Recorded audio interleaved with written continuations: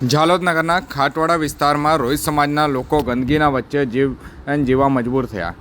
આજે તારીખ 1/8/2024 ગુરુવારના રોજ સાંજે 5 કલાકે મળતી માહિતી મુજબ ચાંદીપુરા વાયરસ અને અન્ય બીમારીઓના ભય નીચે જીવતા રહેવાસીઓ આરોગ્ય તંત્ર આ ગંદકીને દૂર કરવા તાત્કાલિક પગલાં લે તેવી સ્થિતિ સાથે માંગ। ઝાલોદ ખાટવાડા વિસ્તારમાં રોહિત સમાજના રહેવાસીઓની ચાલી આવેલી છે અને આ વિસ્તાર સાંકડો છે। આ વિસ્તારમાં એક ખુલ્લો પ્લોટ આવેલો છે। આ ખુલ્લા પ્લોટને છેલ્લા કેટલાય સમયથી સફાઈ થઈ નથી અને આ ખુલ્લો પ્લોટ જે હોવાના કારણે અહીં ગંદકી અને ખુલ્લો કચરો વ્યાપક પ્રમાણમાં જોવા મળી રહ્યો છે। અહીં રોહિત સમાજના લોકો જે તેમના પરિવાર સાથે રહેતા ગંદકી અને બીમારીના ભય હેઠળ જીવન જીવવા મજબૂર બન્યા છે।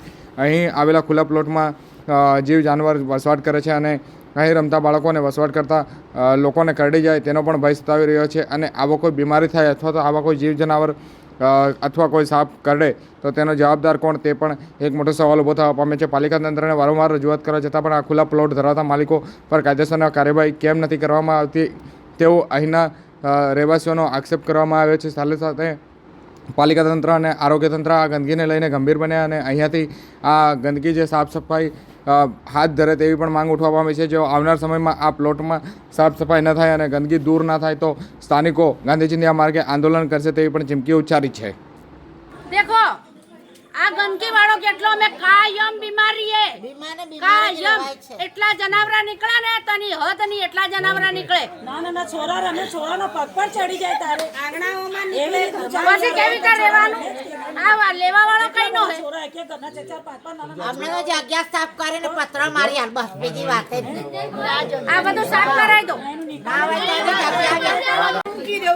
देखो एक वस्तु मान लो कावड़ी नहीं कहीं भी कोई भी बालक ने कहीं भी क्यों एनी जवाबदारी कौन लेશે जेने आ मिलकत લીધી છે બરાબર ને જેને મિલકત વેચી છે એ માણસ જો જવાબદારી લેતો હોય ને તો અમારે કશો બી વાંધો નથી। અમારા ઘેરે નાના બાળક છે હમણાં વાયરસ નીકળ્યો બરાબર વાયરસ નીકળ્યો એટલે આરોગ્ય કેન્દ્રવાળા બધા ઘેરે ઘેર તપાસ કરવા માટે આવે પણ આરોગ્ય કેન્દ્રવાળા એટલું ખબર નથી કે બા ગંદકી કેટલી ફેલાઈ રહી। આરોગ્ય કેન્દ્ર કેમ આંધળું થઈને બેઠું એમને ખબર નથી એવી વસ્તુ।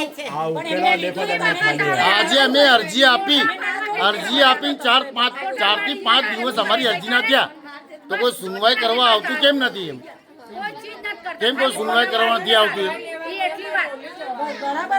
એટલે અમારી એક જ સમાજ છે બીજું કોઈ સમાજ નથી।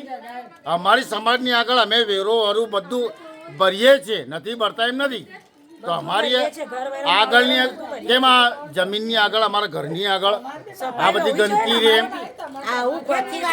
જેની મિલકત છે એ અધિકાર કરે મિલકત પર જેને લીધી છે એ આનું કાર્યવાહી કરે।